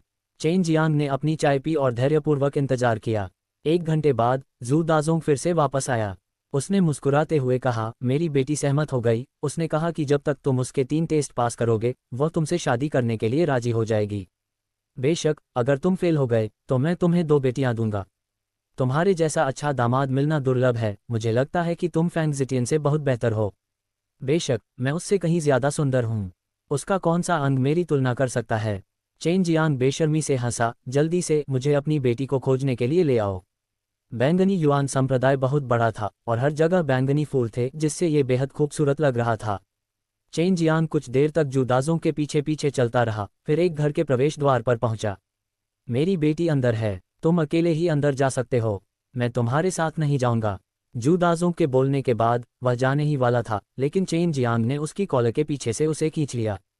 तुम मेरे साथ अंदर क्यों नहीं आते? चेन जियांग ने पूछा। मुझे डर है कि तुम्हारे लिए उसकी परीक्षा तब शुरू हुई जब तुम दरवाजे पर आए। ये तुम ही थे जो उससे शादी करना चाहते थे, इसलिए निश्चित रूप से तुम्हें खुद उसकी परीक्षा का सामना करना पड़ा। जू दाजोंग हंसा। अरे, लगता है आप अपनी बेटी से डरते हैं। चेन जियांग ने कहा, मैं आपकी बेटी के बारे में कुछ नहीं जानता। मैं चाहता हूं कि मैं आपका दामाद बन जाऊं, कम से कम आपको मेरी मदद तो करनी होगी। वह इस तरह की भयानक और रहस्यमय शक्ति के साथ पैदा हुई थी। इसे एक अभिशाप की शक्ति कहा जाता था। उदाहरण के लिए, अगर वह कहती है कि तुम मर जाओगे, तो तुम मर जाओगे। जब वह कहती है कि तुम एक कछुआ हो, तो तुम एक कछुआ बन जाते हो। इसके अलावा वह कुछ अजीब संरचनाओं को भी जानती है, और एक बार जब आप उसके गठन में प्रवेश करते हैं तो आप बहुत बदकिस्मत होंगे। मैं कुत्ता बनने से पहले ही एक गठन में कदम रख चुका था और मुझे 1 महीने से अधिक समय तक एक इंसान में बदलना पड़ा। जब जू दाजोंग ने इस मामले के बारे में बात की तो उसकी आंखें डर से भर गईं। इसलिए मुझे लगा कि आपको मेरा दूसरा सुझाव स्वीकार करना होगा। मेरे लिए थोड़ी देर रुको, मैं तुम्हारे लिए 2 सामान्य बच्चों को जन्म दूंगा। जू दाजोंग द्वारा अपनी बेटी की क्षमता का वर्णन सुनकर चेन जियांग भी जिज्ञासा से भर गया। इस तरह की क्षमता को बहुत भयानक माना जा सकता है। नहीं, मैं उसे चाहता हूँ। चेन जियांग तुरंत दरवाजा धक्का देने के लिए गया, लेकिन जू दाजोंग पहले ही जा चुका था। चेन जियांग अब सिर्फ उत्सुक था। वह देखना चाहता था कि जू दाजोंग की बेटी कितनी डरावनी है। उसके लिए ये चुनौती बहुत ही रोमांचक थी। शाप? ऐसा नहीं है कि मुझे पहले कभी शाप नहीं मिला है, इसलिए डरने की कोई बात नहीं होनी चाहिए। पिछला अध्याय विषय सूची। चेन जियांग को पहले भी नरक शैतान सम्राट द्वारा ट्रेसिंग मंत्र का उपयोग करने के लिए मजबूर किया गया था, और थोड़ी देर तक उसे पीड़ा देने के बाद वह इसे सहन करने में कामयाब रहा। दरवाज़ा खोलने के बाद हवा में खुशबू का झोंका आया, साथ ही पक्षियों की मधुर चहचहाहट भी। चेन जियांग ने अंदर देखा ही नहीं, उसका मन एक खूबसूरत नज़ारे से भर गया। मिस जू, चेन जियांग ने धीरे से पुकारा, फिर आंगन के अंदर देखा, जो सुंदर फूलों और जैद हरे पेड़ों से भरा था। यह एक छोटे से बगीचे जैसा लग रहा था। चेन जियांग की आवाज़ सुनकर पेड़ों पर चहचहा रहे छोटे पक्षी उड़ गए, फूलों पर नाच रही तितलियां भी डरकर उड़ गईं। चेन जियांग को कोई जवाब नहीं मिला और उसने फिर से हल्के से चिल्लाया, मिस जू, क्या आप यहाँ हैं? घर में प्रवेश करने के बाद चेन जियांग ने धीरे से दरवाजा बंद कर दिया और फिर बगीचे में कोबलस्टोन पथ पर सावधानी से चला गया। अभी अभी उसने जू दाजोंग से सुना था कि उसकी बेटी को इस जगह पर एक शाप सरणी स्थापित करना पसंद है। मैं यहाँ हूँ। आवाज़ पास ही के एक मंडप से आए। वहाँ एक महिला थी जो एक लंबी हरी पोशाक पहने हुए थी। उसकी पीठ चेन जियांग की ओर थी और चेन जियांग केवल उसके सुंदर लंबे बाल देख सकता था जो झरने की तरह थे।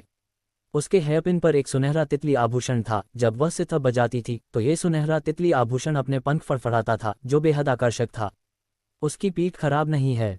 चेन जियांग ने तुरंत मूल्यांकन किया। और ठीक है, जब मैं अंदर आया तो मैंने इस मंडप को देखा।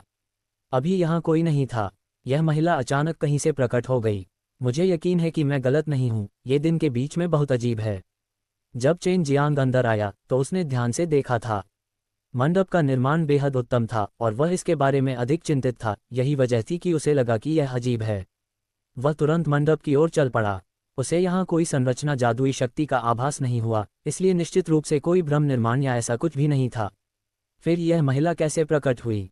यदि वह स्थानिक बल का प्रयोग करता तो निश्चित रूप से अंतरिक्ष में थोड़ा उतार चढ़ाव होता और वह निश्चित रूप से पकड़ा जाता। चेन जियांग चलते हुए रास्ते में सोचता रहा।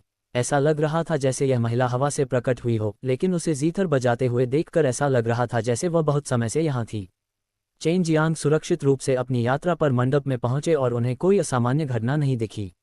वह महिला के चारों ओर चले गए और ध्यान से उसके नाजुक और सुंदर चेहरे को देखा, जो बिल्कुल वैसा ही था जैसा कि जू दाजोंग ने कहा था। उनकी बेटी एक दुर्लभ सुंदरता थी और उसका एक अनूठा आकर्षण था।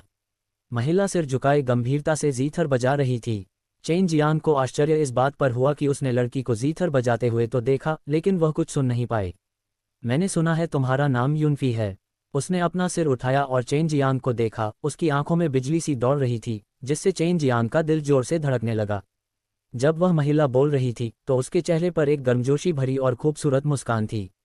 यह उतनी अजीब नहीं थी जितनी उसके पिता ने बताई थी। चेन जियांग अभी महिला की अभिव्यक्ति से भ्रमित नहीं था। दूसरे पक्ष की चालों का उस पर ज्यादा असर नहीं हुआ था। वह बेहद सतर्क था, अन्यथा वह नुकसान में रह जाता। मिस, आपका क्या हाल है? चेन जियांग ने फिर पूछा। जू यूकिंग। वह प्यार से मुस्कुराए और बोली, मुझे डर है कि आपको युनफी नहीं कहा जाता है। आप बेईमान हो रहे हैं। तुम्हें कैसे पता कि मेरा नाम युनफी नहीं है? तुम तो मुझे जानते ही नहीं, तुम इतना यकीन कैसे कर सकते हो? चेन जियांग हंसा। तुमने झूठ बोला। तुम्हारे जैसे लोग झूठ बोलने के आदी होते हैं, इसलिए ये देखना मुश्किल है कि तुम कहाँ जा रहे हो, लेकिन मैं देख रहा हूँ कि तुम झूठ बोल रहे हो। जू यूकिंग ने हंसते हुए कहा, अगर तुम मुझसे शादी करना चाहते हो लेकिन तुम मुझे अपना असली नाम भी नहीं बताना चाहते तो तुम्हारी ईमानदारी पर्याप्त नहीं है।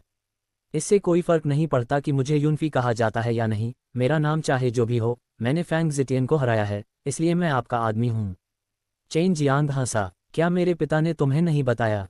तुमसे शादी करने से पहले मुझे 3 छोटे छोटे परीक्षण स्वीकार करने होंगे।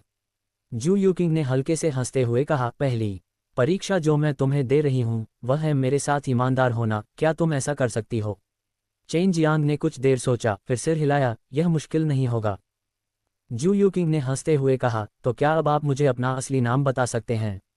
चेन जियांग ने अपना सिर खुजलाया और हैरान होकर कहा, सिर्फ इस वजह से आपने एक परीक्षा बर्बाद कर दी? मेरा नाम चेन जियांग है। जब जू यूकिंग ने चेन जियांग का नाम सुना तो वह हंस पड़ी, लेकिन ये पता नहीं चल सका कि वह आश्चर्यचकित थी या वह क्या कर रही थी। क्या मेरा नाम इतना अजीब है?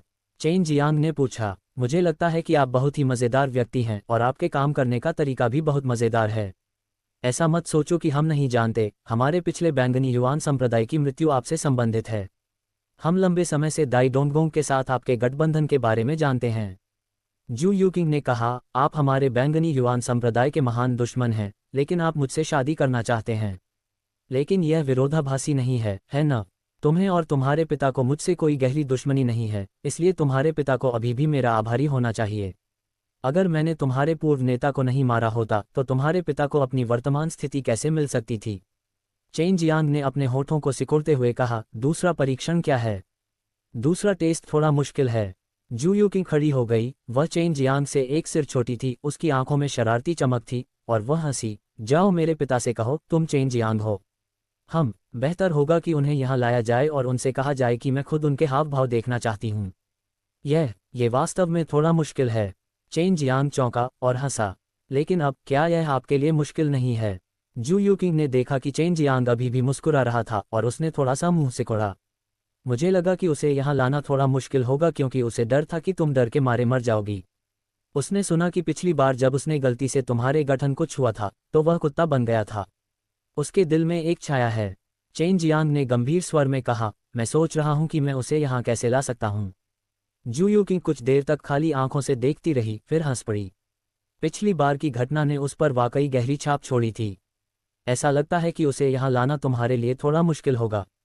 चेन जियांग के आंगन से चले जाने के बाद वह तुरंत उसी रास्ते से वापस गया जिस रास्ते से आया था, और उसने शू दाजोंग को पाया जो एक छोटी पहाड़ी की चोटी पर ऊंची आवाज में गा रहा था, जैसा बाप वैसी बेटी, कोई सामान्य आदमी नहीं। चेन जियांग ने आगे बढ़कर जू दाजोंग को पकड़ लिया और बिना कुछ कहे उसे सिकुड़ते हुए कदम का उपयोग करके घसीटते हुए जू यूकिंग के आंगन में ले गया। बच्चे, क्या हुआ? शू दाजोंग ने आश्चर्य से पूछा, मेरे गाना खत्म करने से पहले। क्या हुआ था? तुम्हें मुझे मारने के लिए उसने श्राप तो नहीं दिया होगा, है ना? आपकी बेटी चाहती है कि मैं आपको उसके घर ले जाऊं। यह एक परीक्षा है। जैसे ही चेन जियांग ने बात की, वह उस मंडप में पहुंच गया जहां जू यूकिंग थी। जब जू यूकिंग ने देखा कि चेन जियांग और उसके पिता अचानक आ गए हैं और बकवास भी कर रहे हैं, तो वह तुरंत समझ गई कि चेन जियांग ने उसके पिता को जबरदस्ती यहाँ खींच लिया है। उसे उम्मीद नहीं थी कि चेन जियांग इतनी जल्दी आ जाएगा, और वह सिर्फ 1 घंटे से भी कम समय के लिए निकला था। पिताजी, ये देखकर कि उसके पिता आ गए हैं, जू यूकिंग खड़ा हो गया और उनका अभिवादन किया। बेटी, तुमने उसे मुझे यहाँ लाने के लिए क्यों कहा? तुम्हारे पिता पहले से ही बूढ़े हैं और अब और पीड़ा सहन नहीं कर सकते, इसलिए मेरे लिए चीज़ों को और मुश्किल मत बनाओ। जू दाजोंग ने फूट फूट कर हंसते हुए कहा। जू यूकिंग ने अपनी आंखों में मुस्कान के साथ चेन जियांग की ओर देखा और उसे एक सार्थक नज़र से देखा। वरिष्ठ जू, वास्तव में मेरा असली नाम चेन जियांग है, मैं यूनफी नहीं हूँ। चेन जियांग ने गंभीरता से कहा। क्या चेन जियांग? क्या ये वही है जिसने दाई डोंगगोंग के साथ मिलकर हमारे पिछले नेता को मार डाला था? जू दाजोंग चौंक गया। तुम छोटे कमीने, मैं तुम्हें अभी मार डालूंगा। भले ही जू दाजोंग ने ये कहा, उसने कोई कदम नहीं उठाया, क्योंकि उसने देखा कि चेन जियांग बेहद शांत था। तुम भाग क्यों नहीं गए? जू दाजोंग ने पूछा। क्योंकि मैं तुमसे पूछना चाहता हूँ, तुम्हें कैसे पता चला कि मैंने तुम्हारे पूर्व नेता को मार डाला है? चेन जियांग को लगा कि यह मामला बहुत गुप्त था और बैंगनी युआन संप्रदाय को इसके बारे में पता नहीं चलेगा। ज्यादा से ज्यादा उन्हें सिर्फ इतना पता था कि ये दाई डोंगगोंग ने किया था। उस आदमी का पावर ज्वेल थोड़ा खास है और उसके पावर ज्वेल में उसकी मृत्यु की कुछ तस्वीरें दिखाई दीं। मैंने उन्हें देखा और जब मैं एवरलास्टिंग माउंटेन में पूछने गया तो मुझे पता चला कि यह तुम ही हो। जू दाजोंग ने गंभीरता से उत्तर दिया। मैंने उस आदमी को मार दिया। क्या अब तुम नेता नहीं हो? भले ही तुम्हारा पिछला नेता बहुत बुरा दिखता था, फिर भी वह कुछ समय तक टिक सकता था। अगर वह नहीं मरा होता तो क्या तुम आज जहां हो वहां पहुंच पाते? चेन जियांग ने कहा। यह सही है, अगर वह नहीं मरा तो स्टेज पर जाने की मेरी बारी नहीं है। जू दाजोंग ने सिर हिलाया। मैं वास्तव में समझ नहीं पा रहा हूँ। बैंगनी युआन संप्रदाय इतना बड़ा संप्रदाय है, आप नेता कैसे बन गए? चेन जियांग ने हंसते हुए कहा, आप नेता की तरह नहीं दिखते। ऐसा इसलिए है क्योंकि तुम मुझे इतना नहीं समझते कि मुझे कमा सको। बैंगनी युआन संप्रदाय के अंदर कुछ गुट हैं, लेकिन मैं सबसे मजबूत हूँ। हालांकि वे सभी साथी पुरानी पीढ़ी के शीर्ष दिव्य भगवान हैं, फिर भी उनकी समग्र शक्ति मेरी तुलना में कम है। जू दाजोंग ने गर्व से कहा। पिताजी, क्या आप उसे मारना नहीं चाहते थे? जू यूकिंग ने याद दिलाया। हाँ, ये कहते हुए जू दाजोंग ने अपनी आस्तीन ऊपर चढ़ा ली और फिर कहा, यह आदमी इतना भी बुरा नहीं दिखता। मैं उससे काफ़ी संतुष्ट हूँ। मेरा दामाद होना भी बुरा नहीं है, भले ही यह कोई ऐसा व्यक्ति हो जिसे मैं मारना चाहता हूँ। मैं कहता हूँ, चाचा, अगर आप इस तरह की स्थिति में पहुँच पाए तो आपका जीवनकाल निश्चित रूप से इतना छोटा नहीं होगा। चूंकि मैं आपके पूर्व नेता को मारने में सक्षम था और यहाँ तक कि दाई डोंगगोंग को भी अपने साथ नीचे लाने में सक्षम था, तो आप मेरी क्षमता के बारे में क्या सोचते हैं? चेन जियांग ने उसके कंधे को थपथपाया और पूछा। अपने बुरे स्वभाव के कारण उसके लिए अन्य शक्तियों में शामिल होना मुश्किल होगा। ये तो बताने की जरूरत ही नहीं कि उसे नेता के रूप में अपना पद छोड़ना होगा, अनंत पर्वत को धोखा देना होगा और अपने गुरु द्वारा बनाए गए संप्रदाय के खिलाफ जाना होगा। ऐसा लगता है कि मुझे श्राप दिया गया है। जू दाजोंग ने कहा। यह मेरी योग्यता है। चेन जियांग ने हंसते हुए कहा, चाचा, चूंकि आपने अभी तक मुझसे गहरी नफरत नहीं की है, इसलिए आपको अब मेरे बारे में नहीं सोचना चाहिए। सहयोग ही विकास का मार्ग है। क्या आपने पहले नहीं कहा था? आपके बैंगनी युआन संप्रदाय में कुछ गुट हैं और उन गुटों के नेता सभी पुराने हैं। वे आपसे केवल एक एक करके लड़ सकते हैं। अगर वे हाथ मिला लें तो क्या आपको लगता है कि आप उनसे निपट सकते हैं? जू यूकिंग ने किनारे से सुनते हुए चुपके से चेन जियांग के तरीकों की प्रशंसा की। वह वास्तव में उसके पिता को फंसाना चाहता था। इसके बारे में सोचते हुए उसे ये भी लगा कि चेन जियांग बहुत मजबूत है। इस घमंडी फैंग जिटियन को हराने और यहाँ तक कि उसे फंसाने में सक्षम होने के लिए उसके पास किसी तरह का असाधारण स्थान होना चाहिए। यदि आपने ऐसे व्यक्ति को नाराज किया है तो आपको जल्द से जल्द उससे छुटकारा पाना चाहिए, अन्यथा भविष्य में अंतहीन परेशानियां होंगी। यदि आपने उसे नाराज नहीं किया है तो उसे उकसाएं नहीं। आपको एक सहयोगी की ज़रूरत है। अगर मैं आपकी बेटी से शादी करता हूं तो मैं आपका सबसे अच्छा सहयोगी बनूंगा। चेन जियांग हंसा। अच्छा लगता है, मैं तुम्हारी जान बख्श दूंगा। जू दाजुंग ने इस पर विचार करने के बाद जोर से हंसते हुए चेन जियांग के कंधे को थपथपाया। कड़ी मेहनत जारी रखो। परीक्षा पास करने के बाद मेरी नाजुक बेटी तुम्हारी होगी। मैं जा रहा हूं, तुम लोग आगे बढ़ो। जू दाजुंग बहुत तेजी से चला और आंगन से बाहर निकलने के बाद भी वह सदमे की स्थिति में था। दूसरा टेस्ट पास हो गया है। चेन जियांग हंसा। अगला क्या है? आखिरी वाला कठिन है, तुम्हें मुझे पकड़ना होगा, जू यूकिंग ने कहा। सरल। चेन जियांग चली गई और जैसे ही वह जू यूकिंग के कपड़े पकड़ने वाली थी उसने अप्रत्याशित रूप से खाली हवा पकड़ ली और जू यूकिंग भी एक बादल में बदल गई जो बिखर गई। यूकिंग, तुम कहाँ हो? अगर तुम नहीं दिखोई तो मैं तुम्हें कैसे पकड़ सकता हूँ? चेन जियांग चिल्लाया। इस जू यूकिंग के पास वास्तव में इतनी शक्तिशाली क्षमता थी, उसे पकड़ना आसान नहीं था। यह एक परीक्षा है। यदि आप कठिनाई को दूर करना चाहते हैं तो चिंता न करें। मैं इस आंगन में इधर उधर नहीं भागूंगी। उसकी हल्की आवाज़ चेन जियांग के कानों में गूंजी, लेकिन वह ये निर्धारित करने में असमर्थ था कि जू यूकिंग कहाँ थी। चेन जियांग ने तुरंत दाव हृदय नेत्र का उपयोग किया। उसने महसूस किया कि जू यूकिंग ने कुछ शक्तिशाली तकनीक को समझ लिया होगा, यदि नहीं तो वह उसे अभिशाप की शक्ति के साथ साथ ऐसी तकनीक की अनुमति नहीं देता। उसे पता नहीं चलना चाहिए कि मेरे पास दाव हौटाए है। चेन जियांग बहुत खुश था क्योंकि उसने जू यूकिंग को देखा जो इस समय आंगन में फूलों के एक समूह में थी। जू यूकिंग को देखने के बाद चेन जियांग ने तुरंत काउंटर पावर का इस्तेमाल किया और अचानक गायब हो गया। जब से वह वापस आया था ये पहली बार था जब उसने काउंटर पावर का इस्तेमाल किया था। वह ये भी देखना चाहता था कि क्या स्टार लॉ डिवाइन दायरे में कोई भी उसके माध्यम से देख सकता है। चेन जियांग द्वारा अपनी काउंटर पावर को मुक्त करने के बाद जू यूकिंग जो फूलों की झाड़ी में घूम रही थी, एक चौंका देने वाले पक्षी की तरह थी, अचानक उड़ गई। उसने उम्मीद नहीं की थी कि चेन जियांग वास्तव में ऐसी तकनीक जानता है जो उसे गायब कर सकती है। यह उसकी पहली क्षमता के समान थी। मुझे आश्चर्य है कि क्या वह मुझे देख सकती है। चेन जियांग ने जू यूकिंग को पकड़ने के लिए दाव हॉटाई का इस्तेमाल किया और तुरंत उसका पीछा किया। जू यूकिंग हवा में तैर रही थी, मानो वह चेन जियांग का सुराग ढूंढ रही हो। वह चेन जियांग को देख नहीं पा रही थी और वह चेन जियांग की तलाश करने के लिए अपनी सारी क्षमताओं का इस्तेमाल कर रही थी। Space seal. अंतरिक्ष की शक्ति का उपयोग करते हुए चेन जियांग ने जू यूकिंग के चारों ओर छोटे स्थान को सील कर दिया। जब चेन जियांग ने सोचा कि वह सफल हो गया है तो उसे एहसास हुआ कि जू यूकिंग, जो एक पारदर्शी धुंध में बदल गई थी, वास्तव में उसकी स्थानिक मोहर के माध्यम से बच निकली थी। जू यूकिंग को अपने दिल में चुपके से झटका लगा। चेन जियांग की स्थानिक ऊर्जा उसकी अपेक्षा से कहीं अधिक मजबूत थी। मैं समझता हूँ। चेन जियांग को अचानक कुछ याद आया और उसे लगा कि उसे बहुत जल्द ही जू यूकिंग को पकड़ना होगा क्योंकि वह जू यूकिंग द्वारा इस्तेमाल की गई विधि को समझ सकता था। जू यूकिंग इस समय बेतरतीब ढंग से इधर उधर उड़ रही थी और उसने खेल के अपने नियमों का पूरी तरह से पालन किया। उसने कहा कि अगर वह आंगन से बाहर नहीं भागती तो वह उड़कर बाहर नहीं जाएगी, और वह अभी बेतरतीब ढंग से इधर उधर उड़ रही थी ताकि चेन जियांग द्वारा लॉक किए जाने से बच सके, क्योंकि वह पहले से ही जानती थी कि चेन जियांग उसके पैरों के निशान देख सकता है। क्या समझे? यूएर ने उत्सुकता से पूछा। यह उसका असली शरीर नहीं है, ये सिर्फ उसकी दिव्य आत्मा है। और यह एक बहुत ही शक्तिशाली दिव्य आत्मा है जो बिल्कुल मूल शरीर जैसी ही दिखती है। चेन जियांग ने कहा, दिव्य आत्मा को उपयोगकर्ता जब चाहे नियंत्रित कर सकता है और उपयोगकर्ता की इच्छा के अनुसार विभिन्न चीजों में रूपांतरित हो सकता है। बस यह है कि यह केवल दिव्य भावना सागर के भीतर ही पूरा किया जा सकता है। अब वह ऐसा कर सकती है, इसका कारण यह है कि उसने एक गुप्त कला में महारत हासिल कर ली है।